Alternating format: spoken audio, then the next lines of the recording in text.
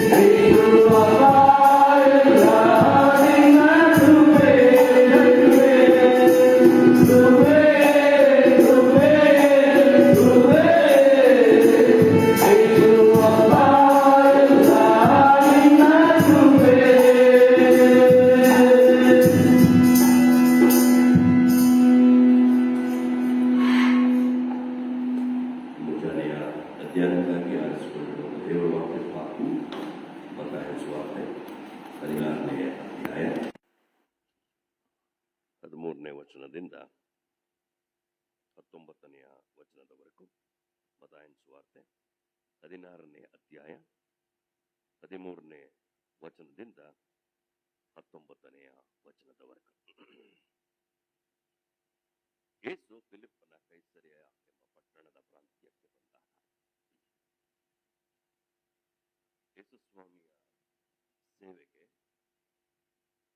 ಮತ್ತು ಶಿಷ್ಯರಿಗೆ ಇದು ಮಹತ್ವವಾದ ಒಂದು ತಿರುವು ನೀಡಿರುವಂತ ಒಂದು ಘಟನೆ.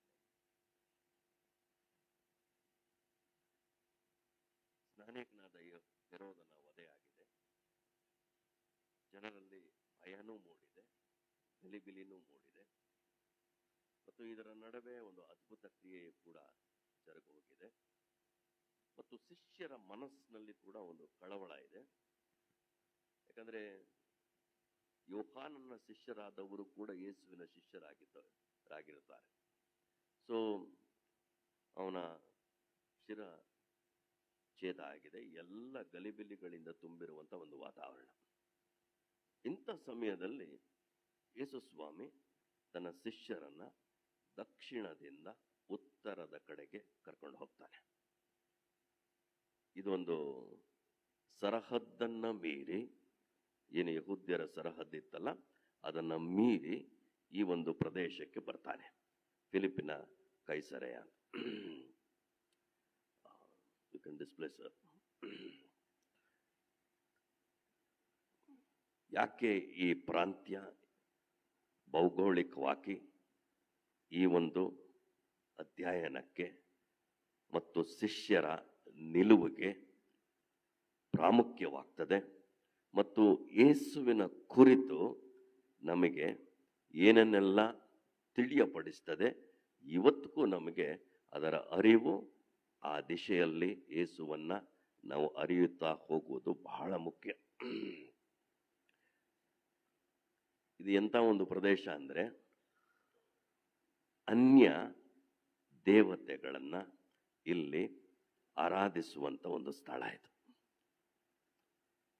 ಇಲ್ಲಿ ನಿಮಗೆ ತೆರೆ ಮೇಲೆ ಬಂದಿರುವಂತ ಚಿತ್ರ. ಇದಕ್ಕೊಂದು ಇತಿಹಾಸ ಇದೆ. ಈ ಸ್ಥಳಕ್ಕೆ ಕಾರ್ಮೆಲ್ ಬೆಟ್ಟದ ತಪ್ಪಲಲ್ಲಿರುವಂತ ಒಂದು ಸ್ಥಳ ಇದು. ಎಲಿಯನ್ನ ನೀವು ನೆನಪು ಮಾಡಿಕೊಂಡ್ರೆ ಕರ್ಮೇಲ್ ಬೆಟ್ಟ ನಿಮಗೆ ಗೊತ್ತಾಗುತ್ತೆ. ಅದರ ತಪ್ಪಲಲ್ಲಿರುವಂತ ಸ್ಥಳ. ಐಕ್ಯವಾಗಿದ್ದ ಇಸ್ರಾಯೇಲರ ರಾಜ್ಯ ರೆಹೋಬ್ಬಾಮನು ಯಾರೊಬ್ಬಾಮನು ಅದು ವಿಭಾಗವಾದಾಗ ಯಾರೊಬ್ಬೊಮ್ಮನಿಗೆ ಒಂದು ಆಲೋಚನೆ ಬರುತ್ತೆ. ಒಂದು ವೇಳೆ ಹಬ್ಬ ಆಚರಿಸಲಿಕ್ಕೆ, ಅದು ನೇಮಕ, ವರ್ಷಕ್ಕೆ 3 ಆವರ್ತಿ ಯೆರೂಸಲೇಮಿನ ದೇವಾಲಯದಲ್ಲಿ ಅಥವಾ ಇರುವಂಥ ಸ್ಥಳಕ್ಕೆ ಜಾತ್ರೆ ಮಾಡ್ಲಿಕ್ಕೆ ಹೋಗ್ಬೇಕು. ಯಾರೊಬ್ಬಾಮನ ಒಂದು ಆಲೋಚನೆ ಏನು ಅಂದರೆ, ಅಲ್ಲಿಗೆ ಹೋಗುವವರು ಒಂದು ವೇಳೆ ನನ್ನನ್ನು ತಿರಸ್ಕರಿಸಿ ಮತ್ತೆ ಯಹೂದ್ಯರನ್ನ ಸೇರಿಕೊಂಡು ಬಿಟ್ಟಾರೇನೋ ಅಂತ ಒಂದು ಭಯ ಅವನಿಗೆ. ಅದಕ್ಕೆ ಅವನೇನು ಮಾಡ್ತಾನೆ, ತನ್ನ 10 ಕುಲ ಇರುವ ರಾಜ್ಯದ ಪ್ರದೇಶದಲ್ಲಿ 2 ಕಡೆ ಅಲ್ಲಿಗೆ ಹೋಗಬಾರದು ಅಂತ ದೇವಾಲಯವನ್ನು ಸ್ಥಾಪಿಸ್ತಾನೆ. ಒಂದು ಸಮಾರ್ಯ, ಒಂದು ಬೇತೇಲ್. ದಾನ್ ಕುಲಕ್ಕೆ ಸಂಬಂಧಪಟ್ಟ ಒಂದು ಸ್ಥಳದಲ್ಲಿ ಈ ಒಂದು ದೇವಾಲಯವನ್ನು ಸ್ಥಾಪಿಸಿ, ಇಲ್ಲೇ ಸಾಕು, ನಿಮ್ಮನ್ನ ಬಿಡುಗಡೆ ಮಾಡಿರುವಂಥದ್ದು ಇದೇ ದೇವರು ಅಂತ ಯಾರೊಬ್ಬಾಮನು ಜನರ ಮನಸ್ಸಿನಲ್ಲಿ ಆ ವಿಷಯವನ್ನು ಬಿತ್ತುತ್ತಾನೆ. ನೀವು ಯೆರೂಸಲೇಮಿಗೆ ಹೋಗೋದು ಬೇಡ ಅಂತ. ಮೂಲತಃವಾಗಿ ಇವನ ಪಟ್ಟಭದ್ರ ಹಿತಾಸಕ್ತಿ ಅದು. ದೇವರ ವಾಕ್ಯ ಹೇಳ್ತದೆ, 1ನೇ ಅರಸನ ಪುಸ್ತಕ 12ನೇ ಅಧ್ಯಾಯ ಇರಬೇಕು. ಅದರಲ್ಲಿ ಒಂದು ಮಾತು ಬರೆಯುತ್ತೆ, ಅವನ ನಿರ್ಣಯ ಪಾಪಕ್ಕೆ ಒಳಗಾಯಿತು ಅಂತ. ಇಟ್ ವಾಸ್ ಎ ಡೈರೆಕ್ಟ್ ಸಿನ್. ಹಂಗೆ ಬರೆದದ ಅದು, ಪಾಪಕ್ಕೆ ಒಳಗಾಯಿತು ಅಂತ. God was not happy with that decision. ಅಂತ ಸ್ಥಳ ಇದು.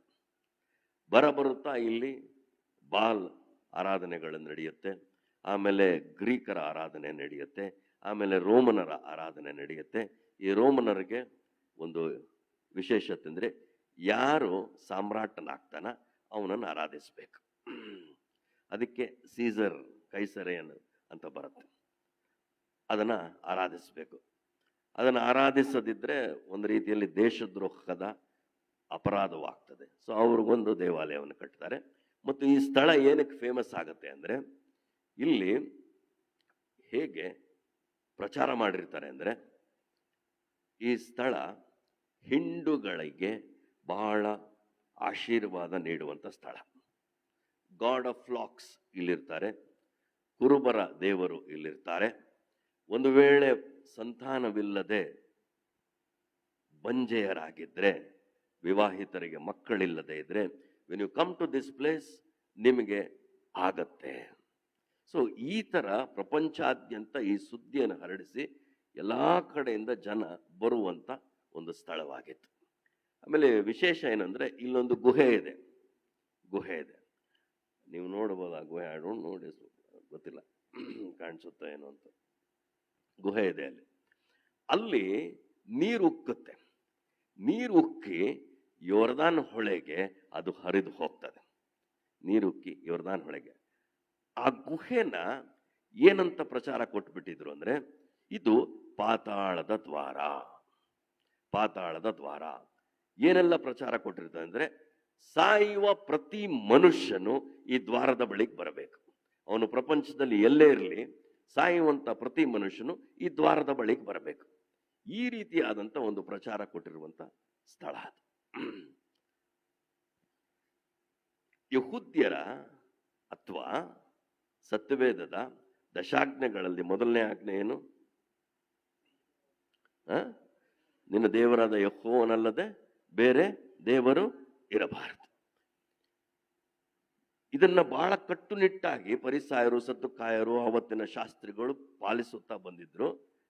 ಅಪ್ಪಿ ತಪ್ಪಿ ಕೂಡ ಧಾರ್ಮಿಕರು ಈ ಸ್ಥಳದ ಬಗ್ಗೆ ಯೋಚನೆನೂ ಮಾಡ್ತಾ ಇರಲಿಲ್ಲ. ಯಾಕೆ?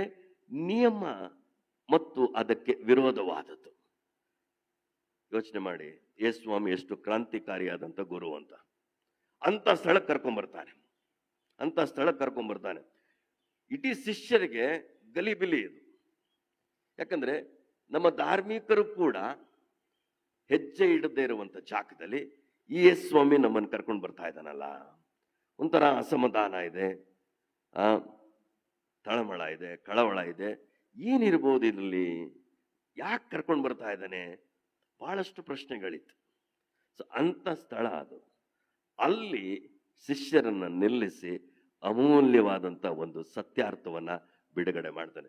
ಪ್ರಾಬಬ್ಲಿ ಶಿಷ್ಯರಿಗೆ ಇದು ಒಂದು ಹೈಯೆಸ್ಟ್ ಕ್ಲಾಸ್, ಅವ್ರಿಗೆ ಒಂದು ಕ್ವಾಲಿಟಿ ಕ್ಲಾಸ್. ಇಸ್ರೇಲರ ರಬ್ಬಿಗಳು ಹೇಗೆ ಅಂದರೆ, ಒಂದೊಂದು ಸ್ಥಳಕ್ಕೆ ಹೋಗಿ ಅಲ್ಲಿ ಚರ್ಚೆ ಮಾಡಿ ಪಾಠ ಮಾಡ್ತಾರೆ ಅವರು. ಕ್ಲಾಸ್ ರೂಮ್ಗಿಂತ ವಿಷಯಗಳು ಹೀಗೆ ಅವ್ರದ್ದು. They take them out, talk, ಪರಿಸರವನ್ನು ತೋರಿಸ್ತಾರೆ, ಮಾತಾಡ್ತಾರೆ, ಸತ್ಯಗಳನ್ನು ಪ್ರಕಟಿಸ್ತಾರೆ. ಇದು ಅವರ ಅಭ್ಯಾಸ. ಸೊ ಅಂಥ ಜಾಗಕ್ಕೆ ಸ್ವಾಮಿ ಕರ್ಕೊಂಡ್ಬರ್ತಾನೆ. ಅಂಥ ಜಾಗಕ್ಕೆ ಕರ್ಕೊಂಡು ಬಂದು ಜನರಲ್ ಆಗಿ, ಸಾಮಾನ್ಯವಾಗಿ ಒಂದು ಪ್ರಶ್ನೆಯನ್ನು ಹಾಕ್ತಾರೆ.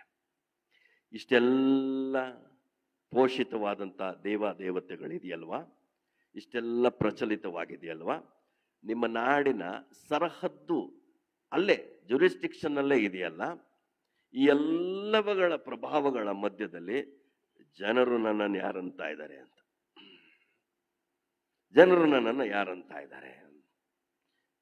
ಅದಕ್ಕೆ ನಮಗೆ ಗೊತ್ತಿದೆ, 4 ಉತ್ತರಗಳು ಸಿಗುತ್ತೆ.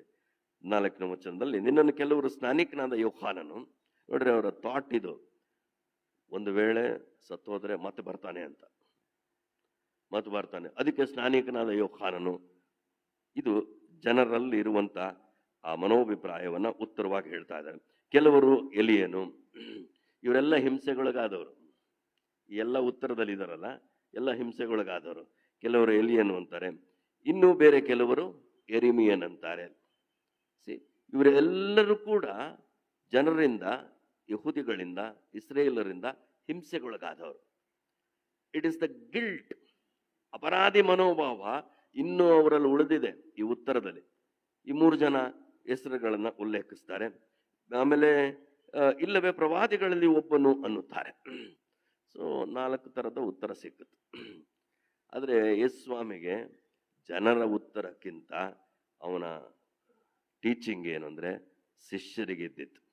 ಈ ಒಂದು ಬೋಧನೆ ಶಿಷ್ಯ ಕೇಂದ್ರಿತ ಬೋಧನೆ. ವೆರಿ ಗುಡ್ ಟೀಚರ್ ಯೇಸು ಸ್ವಾಮಿ. ಅದಕ್ಕೆ ಯೇಸು ಸ್ವಾಮಿ, ಆಯ್ತಪ್ಪ, ಒಳ್ಳೆ ಉತ್ತರಗಳನ್ನು ಸಂಗ್ರಹ ಮಾಡಿದಿರಿ. ಆತನು ಅವರನ್ನು, ಆದರೆ ನೀವು ನನ್ನನ್ನು ಯಾರೆನ್ನುತ್ತೀರಿ? What is the backdrop? ಈ ಥರ ಚರ್ಚಲ್ಲಿ ಕೂರಿಸಿ ಕೇಳಿದ್ರೆ ಉತ್ತರ ಬೇರೆ ಬರುತ್ತೆ. ಸಭಾಮಂದಿರದಲ್ಲಿ ಕೂರಿಸಿ ಕೇಳಿದ್ರೆ ಉತ್ತರ ಬೇರೆ ಬರುತ್ತೆ. ಈ ಸ್ಥಳ ಹೇಗೆ ಅಂದರೆ ಅನೈತಿಕ ಕಾರ್ಯಗಳ ಆಗರ ಇದು ಅಂತ ಒಂದು ಸ್ಥಳ. ಯಾರು ಹೋಗಲ್ಲ ಅಲ್ಲಿ, ಯಹೂದಿಗಳು, ಧಾರ್ಮಿಕರು ಹೋಗಲ್ಲ. ಅಂತ ಸ್ಥಳಕ್ಕೆ ಕರ್ಕೊಂಡ್ಬಂದು ನಿಲ್ಲಿಸ್ಬಿಟ್ಟಿದ್ದಾನೆ. ಏನೆಲ್ಲ ಆಗ್ಬೋದು ನಿಮಗೆ? ತಾಜ್ ಮಹಲ್ ಹತ್ರ ನಿಲ್ಲಿಸ್ಬಿಟ್ಟು ಯೇಸು ಸ್ವಾಮಿ ಯಾರು ಅಂತ ಕೇಳಿದ್ರೆ ಹಿಂಗೆ ಆಗೋದು. So this is how it is ಅಲ್ವಾ? ಪ್ರವಾಸಿ ತಾಣಗಳ ಮಧ್ಯದಲ್ಲಿ ನಾವು ಪ್ರವಾಸ ಮಾಡುವಾಗ ಯೇಸು ಸ್ವಾಮಿ ಆ ಪ್ರಶ್ನೆ ಕೇಳಿದ್ರೆ, ಇವೆಲ್ಲವುಗಳ ಮಧ್ಯದಲ್ಲಿ ನನ್ನನ್ನು ನೀವು ಯಾರು ಅನ್ನುತ್ತೀರಾ ಅಂತ ಏನಾಗ್ಬೋದು ನಮ್ಮ ಮನಸ್ಥಿತಿ? ಪ್ರಭಾವ ಬೀರ್ಲಿಕ್ಕೆ ಸಾಧ್ಯ. ಈ ಎಲ್ಲ ಚಿತ್ರಗಳು, ಈ ಎಲ್ಲ ಅಭ್ಯಾಸಗಳು, ಯಾಕಂದ್ರೆ ಪ್ರಪಂಚಾದ್ಯಂತ ಪ್ರವಾಸಿಗರು ಈ ಸ್ಥಳಕ್ಕೆ ಬರ್ತಾರೆ. ತಮ್ಮ ತಮ್ಮ ಆಶೆಗಳನ್ನ, ತಮ್ಮ ಬೇಡಿಕೆಗಳನ್ನ ಈಡೇರಿಸಿಕೊಳ್ಳುವುದಕ್ಕೆ ಬರ್ತಾರೆ. ಏನು, ತಾವು ಬಿತ್ತಿದ್ದು, ವ್ಯವಸಾಯ ಮಾಡಿದ್ದು ಫಲಕಾರಿ ಆಗಲಿ, 100ರಷ್ಟು ಬೆಳೆ ಬರಲಿ, ನಮ್ಮ ವ್ಯಾಪಾರಗಳು ಅಭಿವೃದ್ಧಿ ಆಗಲಿ. ಇವತ್ತು ಇಂಥ ದೇವರುಗಳನ್ನು ಕೂಡ ಪ್ರಮೋಟ್ ಮಾಡಿಬಿಟ್ಟಿದ್ದಾರೆ. ಇಷ್ಟೆಲ್ಲದರ ಮಧ್ಯೆ ಯೇಸು ಸ್ವಾಮಿ ಕೇಳ್ತಾರೆ ತನ್ನ ಶಿಷ್ಯರಿಗೆ, ನೀವು ನನ್ನನ್ನ ಯಾರನ್ನುತ್ತಿದ್ದೀರಿ? ವೆರಿ ಇಂಪಾರ್ಟೆಂಟ್ ಕ್ವಶನ್, ನನಗೂ ನಿನಗೂ ಇದು. ಯಾಕಂದ್ರೆ ನಾವು ಬೇರೆ ಬೇರೆ ಪ್ರಭಾವಗಳ ಮಧ್ಯದಲ್ಲಿ ಬದುಕುತ್ತಿದ್ದೇವೋ ಇಲ್ಲವೋ? ನೀವು ನನ್ನನ್ನು ಯಾರನ್ನುತ್ತೀರಿ?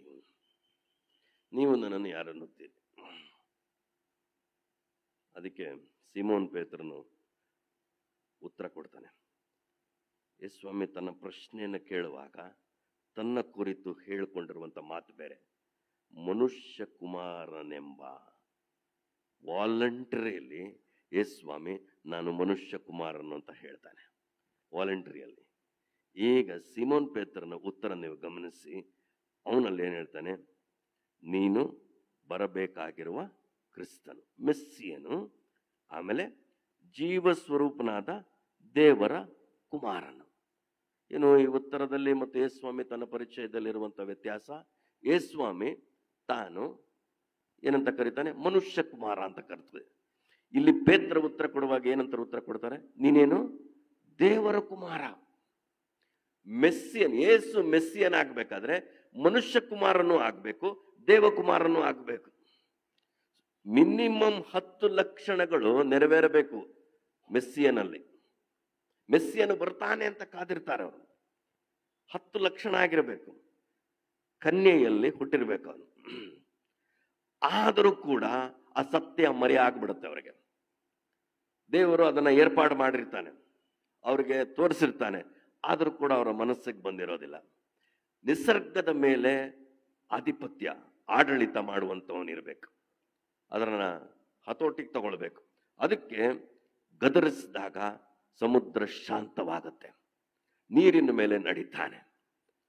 ಎಂದು ಕುಷ್ಠರೋಗಿಯನ್ನ ವಾಸಿಯಾಗೋರಿದಲ್ಲ. ಕುಷ್ಠರೋಗಿಗಳು ಯಾಜಕರ ಬಳಿಗೂ ಮಹಾಯಾಜಕರ ಬಳಿಗೂ ಬಂದು ಪರಿಹಾರ ಕೇಳಿದ್ರೆ ಅವರ ಬಳಿಯಲ್ಲಿ ಇದ್ದಂತ ಒಂದೇ ಒಂದು ಉತ್ತರ ಏನು ಗೊತ್ತಾ? ಮೆಸ್ಸಿಯನು ಬರ್ತಾನೆ, ಮೆಸ್ಸಿಯನು ಬಂದಾಗ ಆಗತ್ತೆ ಇದು ಅಂತ. ಕುಷ್ಠರೋಗಿಯನ್ನು ವಾಸಿ ಮಾಡಿರ್ತಾನೆ, ಹೋಗಿ ಯಾಜಕರಿಗೆ ಮೈ ತೋರಿಸಿಕೊಳ್ಳಿರಿ ಅಂತ ಹೇಳಿ ಕಳಿಸಿರ್ತಾನೆ. ಅಲ್ಲಿ ಆದರೂ ಅವರು ಗೋಚರವಾಗಬೇಕಾಗಿತ್ತು. ಅಲ್ಲಿಯೂ ಕೂಡ, ಯಾಕಂದ್ರೆ ಮಂದ ಹೃದಯ. ಯಾವಾಗಲೂ ಅಷ್ಟೇ, ಬೈಬಲ್ ಓದುವಾಗ ಪೂರ್ವಾಗ್ರಹ ಪೀಡಿತರಾಗಬಾರ್ದು. ಯಾವುದೇ ವ್ಯಕ್ತಿಯ ಕುರಿತು ಪೂರ್ವಾಗ ಪೀಡಿತವಾಗಬಾರ್ದು. ಯು ಕ್ಯಾನ್ ಅಂಡರ್ಸ್ಟ್ಯಾಂಡ್ ದಮ್. ಯಾಕಂದ್ರೆ ನೀವೇ ಅದರ ಅಭಿಪ್ರಾಯ ಕಟ್ಕೊಂಡು ಬಿಟ್ಟಿರ್ತೀರ. ಬೈಬಲ್ ಓದುವಾಗ್ಲೂ ಅಷ್ಟೇ ಅಭಿಪ್ರಾಯ ಕಟ್ಟಿಕೊಂಡು ಬೈಬಲ್ ಓದಬಾರ್ದು. ನಮ್ಮ ಅನುಕೂಲಗಳಿಗೆ ಬೈಬಲ್ ಓದಬಾರ್ದು. ತೆರೆದ ಮನಸ್ಸಿನಿಂದ ಖಾಲಿ ಹಾಳೆ ಇರಬೇಕು, ಬೈಬಲ್ ಓದಕ್ ಬರಬೇಕು, ದೇವ್ರು ಏನ್ ಹೇಳ್ತಾನೋ ಆ ವಾಕ್ಯದಲ್ಲಿ ಏನ್ ಪ್ರಕಟ ಆಗುತ್ತೋ ಬರ್ಕೊಳ್ಬೇಕು. ನಾವೇ ಬರ್ಕೊಂಡು ಹೋದ್ರೆ ದೇವ್ರು ಕ್ವೈಟ್ ಆಗ್ಬಿಡ್ತಾನೆ. ಸೊ ಈ ಎಲ್ಲ ಅಭಿಪ್ರಾಯಗಳಿತ್ತು ಅವ್ರಿಗೆ. ಆಮೇಲೆ ಮೆಸ್ಸಿಯನ್ ಆಗ್ಬೇಕಾದ್ರೆ ಕ್ರಿಯೇಟಿವ್ ಮಿರಾಕಲ್ ಆಗ್ಬೇಕು. ಹುಟ್ಟು ಕುರುಡ ಬಹಳ ಡಿಸ್ಟರ್ಬ್ ಆಗಿ ಹೋಗ್ತಾರೆ ಆ ಒಂದು ಇನ್ಸಿಡೆಂಟ್ ನಲ್ಲಿ, ಬಹಳ ಡಿಸ್ಟರ್ಬ್ ಆಗ್ತಾರೆ. ಇದೆಲ್ಲ ನಡೆದಿರುತ್ತೆ. ಆದರೂ ಕೂಡ ಅವರ ಕಣ್ಣು ತೆರೆಯಲೇ ಇಲ್ಲ. ಮೆಸ್ಸಿಯನ್ ಆಗ್ಬೇಕಾದ್ರೆ ಸತ್ತವನೇ ಎದ್ದು ಬರ್ಬೇಕು. ತಾನು ಮೆಸ್ಸಿಯನ್ ಅಂತ ಪ್ರಕಟವಾಗಬೇಕಾದ್ರೆ ಸತ್ತವನೇ ಎದ್ದು ಬರಬೇಕು. ನಮಗೆ ಗೊತ್ತಿದೆ, ಯಾಯೀರನ ಮಗಳು, ವಿಧವೆಯ ಮಗನು ಸಮಾಧಿಯಲ್ಲಿ ಸೇರಿ 4 ದಿವಸವಾದ ಲಾಸರನನ್ನ ದೇವರು ಎಬ್ಬಿಸಿರ್ತಾನೆ, ಯೇಸುಸ್ವಾಮಿ ಎಬ್ಬಿಸಿರ್ತಾನೆ. ಸಾಕಷ್ಟು ಸಂದೇಶವನ್ನ ಧಾರ್ಮಿಕ ನಾಯಕರಿಗೆ ಕೊಟ್ಟಿರ್ತಾನೆ, ತಾನು ಯಾರು ಎಂಬುದಾಗಿ. ಎಲ್ಲವುಗಳ ಮಧ್ಯ ಈ ಸ್ಥಳಕ್ಕೆ ಕರ್ಕೊಂಡ್ಬಂದು ಕೇಳ್ತಾನೆ, ನನ್ನನ್ನು ಜನರು ಯಾರು ಅಂತಾರೆ, ನೀವು ನನ್ನನ್ನು ಯಾರು ಅಂತೀರಿ? ಈ ಪ್ರಶ್ನೆಯನ್ನು ನಾನು ಹಾಕ್ಕೊಳ್ಬೇಕು. ನಾನೇನನ್ನುತ್ತೀನಿ ಈ ಯೇಸುವನ್ನ? ಬೇರೆಯವರೊಂದಿಗೆ ಸಮ ಮಾಡ್ತೀವಾ? ಸರಿ ಸಮಾನನೇ ಇಲ್ಲ ಈ ಯೇಸು ಸ್ವಾಮಿಗೆ, ಸರಿ ಸಾಟಿ ಆದವರೇ ಇಲ್ಲ ಈ ಯೇಸು ಸ್ವಾಮಿಗೆ. ಇದನ್ನ ನಾವು ನಮ್ಮ ಮನೆಗಳಲ್ಲಿಯೂ ಕೂಡ ಆಗಾಗ್ಗೆ ನಮ್ಮ ಮಕ್ಕಳಿಗೂ ಕೂಡ ತಿಳುವಳಿಕೆ ನೀಡುತ್ತಲೇ ಇರಬೇಕು. ಯಾಕಂದ್ರೆ ನಮ್ಮ ಮಕ್ಕಳು ಮುಂದೊಂದು ದಿವಸ ಸಮಾಜದಲ್ಲಿ ವಿ ಡೋಂಟ್ ನೋ ಏನಾಗುತ್ತೆ ಅಂತ, ಏನಾಗುತ್ತೆ, ಯಾವ್ಯಾವ ಪ್ರಭಾವಕ್ಕೆ ಒಳಗಾಗುತ್ತೆ ನಮಗೆ ಗೊತ್ತಿಲ್ಲ. ಮಾತಾಡಬೇಕು, ಯೇಸುಸ್ವಾಮಿಯ ಅದ್ವಿತೀಯ ಕುರಿತು ಮಾತಾಡಬೇಕು. ಇಲ್ಲದಿದ್ರೆ ಅಪಾಯದಲ್ಲಿದ್ದೇವೆ. We should know, teach them. ಅವರು ಅನುಭವಿಸುವುದಕ್ಕೆ ಎಲ್ಲ ತರದ ಸಿದ್ಧತೆಯನ್ನು ನಾವು ಮಾಡಿಕೊಡ್ಬೇಕು. ಯೇಸುಸ್ವಾಮಿ ನೋಡು, ಬಹಳ ಬ್ಯೂಟಿಫುಲ್ ಗುರು. ಕರ್ಕೊಂಡೋಗಿ ಕೇಳುವ ಈ ಪ್ರಶ್ನೆಗೆ ಸಿಮೋನ್ ಪೇತ್ರನು ತಗೊಳ್ತಾನೆ, ನೀನು ಮೆಸ್ಸಿಯನು ಅಂತ. ಎಂಥ ಸ್ಥಳದಲ್ಲಿ ಹೇಳ್ತಾ ಇದ್ದಾನೆ ಅವನು? ಇಷ್ಟೆಲ್ಲ ಪ್ರಚಲಿತವಾಗಿರುವ ಪ್ರಸಿದ್ಧವಾಗಿರುವ ಸ್ಥಳಗಳ ಮಧ್ಯದಲ್ಲಿ ಯೇಸುವನ್ನ ಏನಂತ ಕರೀತಾ ಇದ್ದಾನೆ? ಮೆಸ್ಸಿಯನು. ಆನಂತರ ಇನ್ನೊಂದು ಮಾತು ಹೇಳಿಬಿಡ್ತಾನೆ, ಪೂರಕವಾದಂತ ಒಂದು ಹೇಳಿಕೆ. ನೀನು ಬರಬೇಕಾಗಿರುವ ನೀನು ಮೆಸ್ಸಿಯನು, ಜೀವ ಸ್ವರೂಪನಾದ ದೇವರ ಕುಮಾರ. You are a son of the living God, son of man, son of the living God. ಅಲ್ಲಿಗೆ ಮುಗೀತು. ಸೀಲ್ಡ್. ಮೆಸ್ಸಿಯನು ಅಂದ್ರೆ ಇವನು ಅಂತ. ಎರಡೆರಡು ಪುರಾವೆಗಳು. ಅದಕ್ಕೆ ಯೇಸುಸ್ವಾಮಿ ಪ್ರತಿಸ್ಪಂದನ, ಪ್ರತ್ಯುತ್ತರ ನೋಡ್ಬೇಕು ನಾವು ಅದನ್ನಲ್ಲಿ. ಅದಕ್ಕೆ ಯೇಸುಸ್ವಾಮಿ, ಯೋನನ ಮಗನಾದ ಸಿಮೋನನೇ, ನೀನೇನು ಧನ್ಯನು. ಏನಂಗಂದ್ರೆ ಧನ್ಯನು ಅಂದ್ರೆ ದೇವರ ಆಲೋಚನೆ ನಿನ್ನ ಆಲೋಚನೆ ಸರಿ ಸಮಾನವಾಗಿದೆಯಪ್ಪ ಅಂತ ಅಷ್ಟೇ. What you are thinking is what God is thinking already has thought that. ನನ್ನನ್ನು ಕಳಿಸುವಾಗ ಇದನ್ನೆಲ್ಲ ಯೋಚನೆ ಮಾಡಿದ ನಾನು. ಆಲೋಚನೆ ಇವಾಗ ನಿನಗೆ ಪ್ರಕಟಣೆಯಾಗಿ ದೊರಕಿದೆ, ಧನ್ಯ ನೀನು ಅಂತ. ನಮ್ಮ ನೀತಿ ದೇವರ ನೀತಿಗೆ ತಾಳೆ ಆದ್ರೆ ಧನ್ಯರು. That is what Dhanya means. ಅದಕ್ಕೆ ಇದು ಕೀರ್ತನೆ ಬರೆಯುವಾಗಲೇ ಬರೆದು ಬಿಡ್ತಾನೆ, ಯಾವನು ದುಷ್ಟರ ಆಲೋಚನೆ ಅಂತ ನಡೆಯದೆ ಪಾಪಾತ್ಮರ ಮಾರ್ಗದಲ್ಲಿ ನೀತಿ ಒಂದು ಧರ್ಮನಿಂದ ಕೊರೋಣ. ಯೆಹೋವನ ಧರ್ಮಶಾಸ್ತ್ರದಲ್ಲಿ ಆಸಕ್ತಿ ಆನಂದ ಉಳ್ಳವನಾಗಿ ಅದನ್ನೇ ಹಗಲಿರುಳು ಧ್ಯಾನಿಸುತ್ತಿರುವವನು ಅವನು ಎಷ್ಟೋ ಅಲ್ಲೇ ಮೂಲ.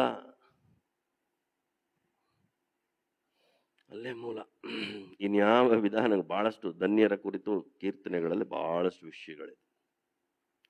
ಸೊ ಇಲ್ಲಿ ಯೇಸುಸ್ವಾಮಿ ಸಿಮೋನನಿಗೆ ನೀನು ಧನ್ಯ ಅಂತ ಕರೀತಾನೆ. ನೀನು ಧನ್ಯ. ಯಾಕೆ ಧನ್ಯ ಅಂತ ಕರೀತಾನೆ? ಈ ಗುಟ್ಟು ನಿನಗೆ ತಿಳಿಸಿದವನು ನರ ಮನುಷ್ಯನಲ್ಲ, ಪರಲೋಕದಲ್ಲಿರುವ ನನ್ನ ತಂದೆಯೇ ಈ ಗುಟ್ಟನ್ನು ನಿನಗೇನ್ ಮಾಡಿದ್ದಾನೆ? ಪ್ರಕಟಿಸಿದ್ದಾನೆ. ಪ್ರಕಟಣೆಗೆ ನಾವು ಕಾಯಬೇಕು ದೇವರ ವಾಕ್ಯದ ಅಡಿಯಲ್ಲಿ. ಎಂಥ ಸ್ಥಳದಲ್ಲಿ ಎಂಥ ಪ್ರಕಟಣೆ, ಎಂಥ ಸ್ಥಳದಲ್ಲಿ ಎಂಥ ಅರಿಕೆ. ಇವತ್ತು ನಮಗೂ ಕೂಡ ಈ ಸವಾಲಿದೆ. ಬೇರೆ ಬೇರೆ ಎಲ್ಲ ಆಚಾರ ವಿಚಾರಗಳಿದೆ, ತತ್ವಜ್ಞಾನಿಗಳಿದೆ. I am so sad for some time. ಯಾಕಂದ್ರೆ ಕ್ರೈಸ್ತರು ಫಿಲಾಸಫಿಕಲ್ ಸ್ಟೇಟ್ಮೆಂಟ್ ಹಾಕೊಂತಾರೆ. ಯಾವುದು? ತಮ್ಮ ವಾಟ್ಸಪ್ ಸ್ಟೇಟಸ್ನಲ್ಲಿ ಐ ಡೋಂಟ್ ಅಂಡರ್ಸ್ಟ್ಯಾಂಡ್ ಏನಿದೆ ಅರ್ಥ. ಯಾರೋ ಒಬ್ಬನ್ನ ಅವನ ಹೇಳಿಕೆಯನ್ನು ಹಾಕೊಂಡು ಅದರಲ್ಲಿ ಆನಂದ ಪಡ್ತಾ ಇರ್ತಾರೆ. ಎಲ್ಲಿಗೆ ಹೋಗ್ತಾ ಇದೆ ಅವರ ಮನಸ್ಸು, ಎಲ್ಲಿಗೆ ಹೋಗ್ತಾ ಇದೆ ಅವರ ನಿಲುವು, ಅವರ ನಂಬಿಕೆ? ಇಳಿಜಾರಿನೋಪಾದಿಯಲ್ಲಿ ಮುಂಬರುವ ಒಂದು ಸಮಸ್ಯೆ ಪರಿಹಾರ ಮಾಡಲಿಕ್ಕೆ ಸಾಮರ್ಥ್ಯ ಇಲ್ಲ. ಇಂತಹ ಹೇಳಿಕೆಯಿಂದ ತಾವ್ಯಾರು ಅಂತ ಗುರುತಿಸ್ಕೊಳ್ಳೋದು ಅವಶ್ಯನಾ?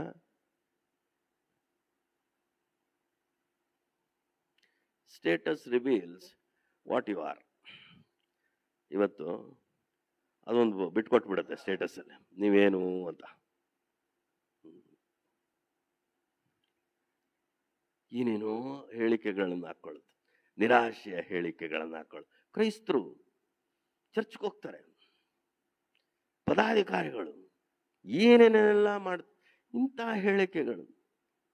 ಅರೆ, ಪ್ರಪಂಚ ಇಂಥ ಆಕರ್ಷಣೆಗಳಿಂದ ತುಂಬಿದೆ. ಅವೆಲ್ಲವುಗಳ ಮಧ್ಯದಲ್ಲಿ ನಾನು ನೀನು ನಂಬಿರುವ ದೇವರ ಮಹತ್ವವನ್ನು ನಾನು ಪ್ರತಿನಿತ್ಯ ಅರಿಯದೆ ಹೋದರೆ, ಗ್ರಹಿಸದೆ ಹೋದರೆ, ನನ್ನ ದೈವತ್ವ ಅಥವಾ ನನ್ನ ಭಕ್ತಿ, ನನ್ನ ಭಯ ದೇವರ ಕಡೆಗೆ ಏನಾಗ್ತದೆ, ಯಾರಿಂದ ಪ್ರಭಾವ ಆಗ್ತದೆ ಕಲಿಬೇಕು. ಅದಕ್ಕೆ ಯೇಸ್ವಾಮಿಯನ್ನು ಹೇಳಿಬಿಟ್ಟ, ಇಂಥ ಹೇಳಿಕೆಯನ್ನು ಹೇಳಿದ್ಯಪ್ಪ. ಅದಕ್ಕೆ ಯೇಸ್ವಾಮಿ ಒಂದು ಮಾತಾಡ್ತಾನೆ, ನಾನು ನಿನಗೆ ಒಂದು ಮಾತನ್ನು ಹೇಳುತ್ತೇನೆ.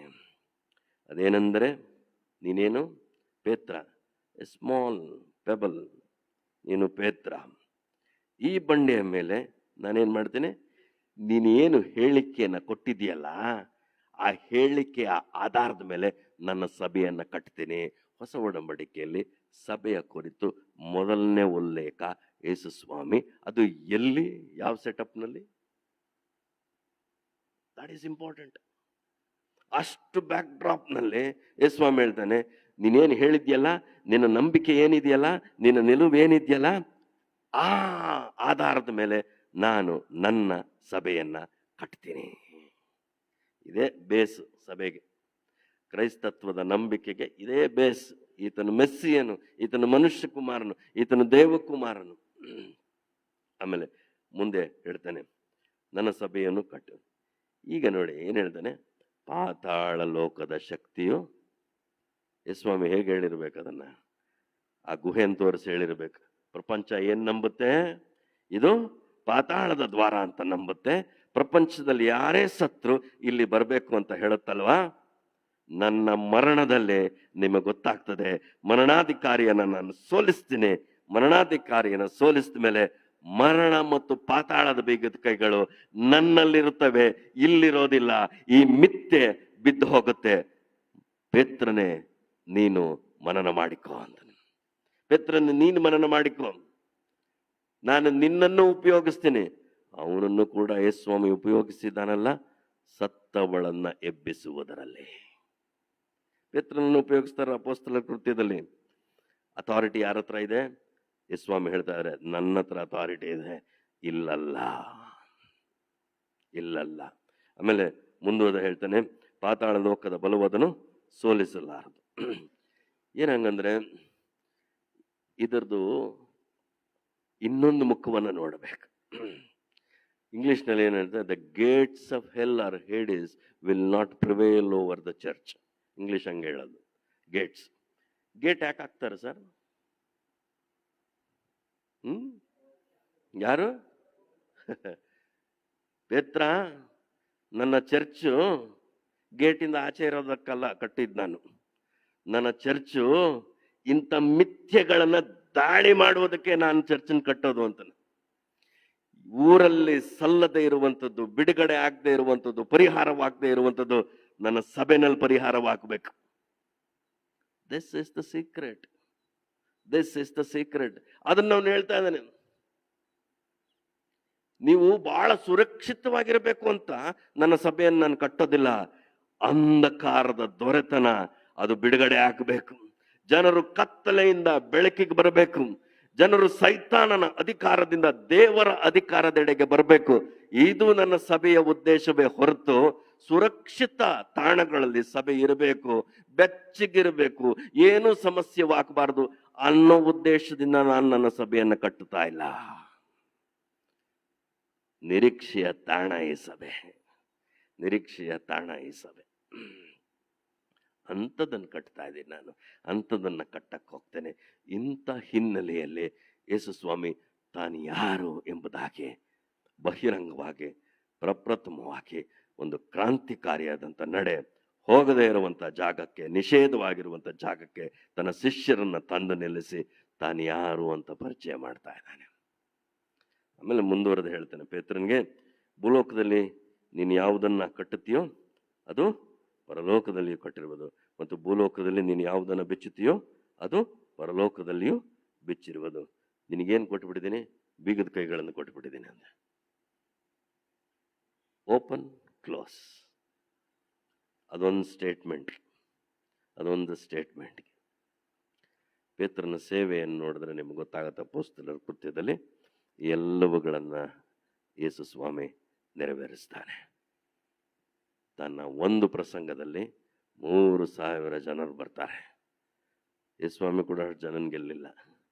ತನ್ನ 12 ಮಂದಿ ಶಿಷ್ಯರನ್ನ ಇಟ್ಕೊಂಡು ತರಬೇತಿ ಕೊಟ್ಟು ಇಡೀ ಧಾರ್ಮಿಕರಾದ ಯಹೂದ್ಯರು ಹೇಳ್ತಾರೆ, ನೀವು ತಲೆ ಕೆಳಗೆ ಮಾಡಿಬಿಟ್ಟಿದ್ದೀರಾ ಯೆರೂಸಲೇಮನ್ನ, ಈತನನ್ನ ಕೊಂದದ್ದಕ್ಕೆ ನಮ್ಮನ್ನ ಅಪರಾಧಿಗಳನ್ನಾಗಿ ಮಾಡಿಬಿಟ್ಟಿದ್ದೀರಾ, ಇಡೀ ಯೆರೂಸಲೇಮ್ನೆಲ್ಲ ರಕ್ತಮಯ ಮಾಡಿಬಿಟ್ಟಿದ್ದೀವಿ ಅಂತ.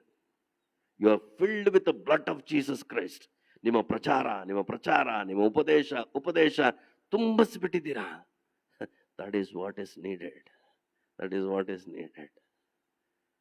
ಇವತ್ತು ಪ್ರಶ್ನೆ ಇಷ್ಟೇ, ನೀವು ಈತನನ್ನ ಯಾರನ್ನುತ್ತೀರಿ?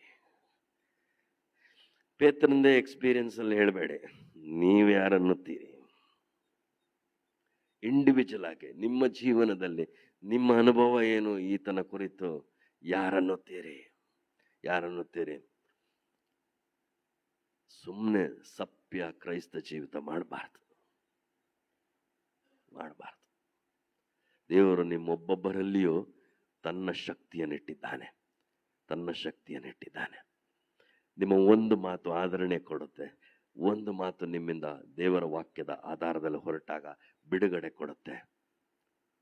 ಅಂತ ಒಂದು ಸಾಮರ್ಥ್ಯದಿಂದ ಯೇಸು ಸ್ವಾಮಿ ತನ್ನ ಪವಿತ್ರಾತ್ಮನನ್ನು ನಮ್ಮಲ್ಲಿ ಇರಿಸಿದ್ದಾನೆ. ವ್ಯರ್ಥವಾಗಿ ನಮ್ಮ ಸಮಯಗಳನ್ನು ಲೋಕದಲ್ಲಿ ಕಳೆಯಬಾರದು. ಆತನಿಗೆ ಸಾಕ್ಷಿಗಳಾಗಿ ಕಳೆಯುವಂತೆ ನಮ್ಮ ಜೀವನವನ್ನ ನಾವು ಸಿದ್ಧಪಡಿಸ್ಕೊಳ್ಬೇಕು. ಈ ಪ್ರಶ್ನೆಯೊಂದಿಗೆ ನಾವು ಹೋಗೋಣ. ನೀವು ನನ್ನನ್ನ ಯಾರನ್ನುತ್ತಿದ್ದೀರಿ? ಪ್ರಶ್ನೆಯನ್ನು ಯೇಸು ಸ್ವಾಮಿ ಕೇಳ್ತಾನೆ. ಉತ್ತರ ಕೊಟ್ಟು ನಾವು ಆಚೆ ಹೋಗೋಣ, ಲೋಕದಲ್ಲೇ ಹೋಗೋಣ. ಯಾರನ್ನುತ್ತಿದ್ದೇವೆ? ಯಾರಾಗಿದ್ದಾನೆ ಯೇಸು ಸ್ವಾಮಿ? Don't equalise with him. ಬೇರೆಯವ್ರನ್ನೆಲ್ಲರನ್ನು ಸರಿಸಮ ಮಾಡಬೇಡ್ರಿ. ಸ್ವಾಮಿ ತಂದೆಯಾದ ದೇವರೇ ಈತನಿಗೆ ಅತ್ಯುನ್ನತವಾದ ಸ್ಥಾನ ಕೊಟ್ಬಿಟ್ಟಿದ್ದಾನೆ. ಎಲ್ಲ ಹೆಸರುಗಳಿಗಿಂತ ಶ್ರೇಷ್ಠವಾದ ಹೆಸರನ್ನು ಕೊಟ್ಟಿದ್ದಾನೆ. ತನ್ನ ಬಲಗಡೆಯಲ್ಲಿ ಕೂತಿದ್ದಾನೆ. ಅಧಿಕಾರ ಅದು. ಬಲಗಡೆಯಲ್ಲಿ ಕೂತ್ಕೊಳ್ಳೋದೇ ಅಧಿಕಾರ. ಕೂತ್ಕೊಳ್ಳೋದು ಒಂದು ಅಧಿಕಾರ, ಬಲಗಡೆಯಲ್ಲಿರೋದು ಇನ್ನೊಂದು ಅಧಿಕಾರ. ಅಂತ ಈ ಯೇಸುವನ್ನು ನೀನು ಆರಾಧಿಸ್ತಾ ಇದ್ದೇವೆ. ಈತ ನಮ್ಮ ಮೆಸ್ಸಿಯನು, ಈತನ ನಮ್ಮ ರಕ್ಷಕನು. ಬರೀ ಪರಲೋಕಕ್ಕೆ ಸೇರ್ಕೊಳ್ಬೇಕು ಅಂತ ನಂಬೋದಲ್ಲ. ಸೇರ್ಕೊಳ್ಳೋದಕ್ಕಿಂತ ಮುಂಚೆ ಭೂಲೋಕದಲ್ಲಿ ಏನು ಮಾಡ್ತೀವಿ ಅಂತ ಗೊತ್ತಿರಬೇಕು. ಕರ್ತನ ಆಲೋಚನೆಗಳಿಂದ ನಮ್ಮನ್ನು ಆಶೀರ್ವದಿಸಲಿ. ಪ್ರಾರ್ಥನೆ ಮಾಡಿಕೊಳ್ಳೋಣ. ಕರ್ತನೆ, ಕ್ರಾಂತಿಕಾರಿಯಾದಂಥ ಗುರು ನೀನು.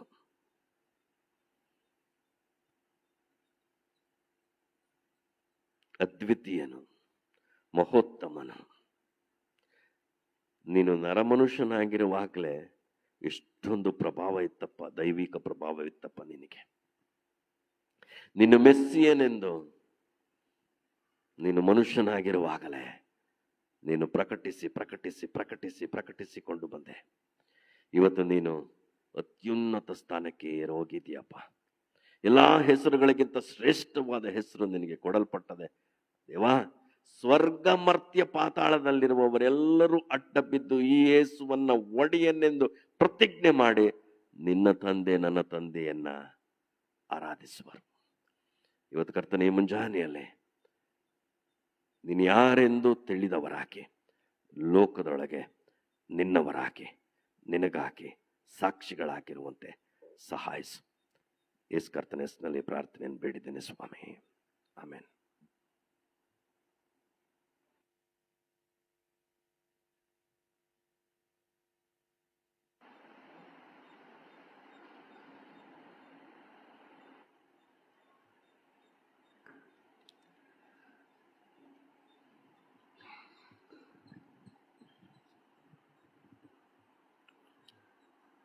ಉತ್ತಮವಾದ ಸಂದೇಶವನ್ನು ನೀಡಿದಂಥ ಸೇವಕರನ್ನು ನಾನು ವಂದಿಸುವಳಾಗಿದ್ದೇನೆ. ಕ್ರಿಸ್ತನು ನಮ್ಮ ಒಡೆಯನೆಂಬುದಾಗಿ ನಾವು ಅಂಗೀಕರಿಸುವ ಹಾಗೆ ನಮ್ಮನ್ನು ಪ್ರೋತ್ಸಾಹಿಸಿದಂಥ ಸೇವಕರಿಗೆ ನಾನು ಧನ್ಯವಾದಗಳನ್ನು ಸಲ್ಲಿಸ್ತೇನೆ. ಕೊನೆಯದಾಗಿ ನಾವು ಸಂಗೀತದಲ್ಲಿ 260ನೇ ಸಂಗೀತವನ್ನು ಹಾಡಿಕೊಳ್ಳೋಣ. 260ನೇ ಸಂಗೀತ 1, 2 ಮತ್ತು 4ನೇ ಚರಣವನ್ನು ಮಾತ್ರ ಹಾಡಿಕೊಳ್ಳೋಣ.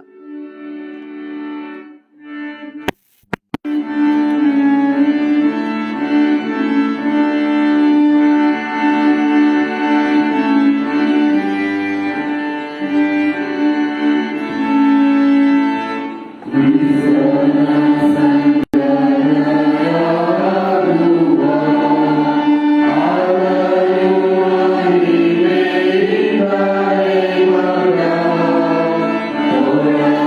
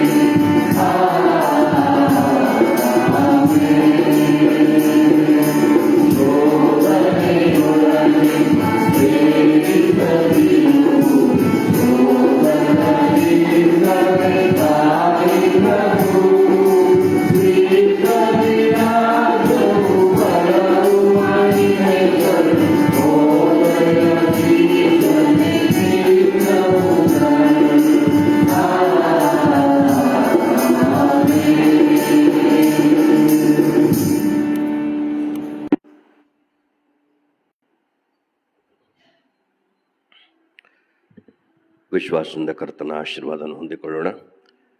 ಸರಿಸಾಟಿ ಇಲ್ಲದೇ ಇರುವಂಥ ತಂದೆ ದೇವರ ಪ್ರೀತಿಯು ಅತ್ಯುತ್ತಮ ಸ್ಥಾನಕ್ಕೇರಿದೆಯ ಎಲ್ಲ ಹೆಸರುಗಳಿಗಿಂತ ಶ್ರೇಷ್ಠ ಹೆಸರನ್ನು ಹೊಂದಿರುವ ಯೇಸು ಕ್ರಿಸ್ತನ ಕೃಪೆಯು, ನಮ್ಮಲ್ಲಿ ವಾಸವಾಗಿರುವ ಪವಿತ್ರಾತ್ಮನು, ಈ ತಂದೆಯನ್ನು ಕ್ರಿಸ್ತನನ್ನು ನೆನಪುಟ್ಟಿಸುವ ಪವಿತ್ರಾತ್ಮನು, ಫಲ ನೀಡುವಂಥ ಕ್ರೈಸ್ತತ್ವದಲ್ಲಿ ನೆರೆದಿರುವಂಥ ನಮ್ಮೆಲ್ಲರೊಂದಿಗೂ ವೀಕ್ಷಣೆ ಕೇಳುಗರೊಂದಿಗೂ ನಿತ್ಯ ನಿರಂತರವಾಗಿ ನೆಲೆಯಾಗಿರಲಿ. ಆಮೆನ್.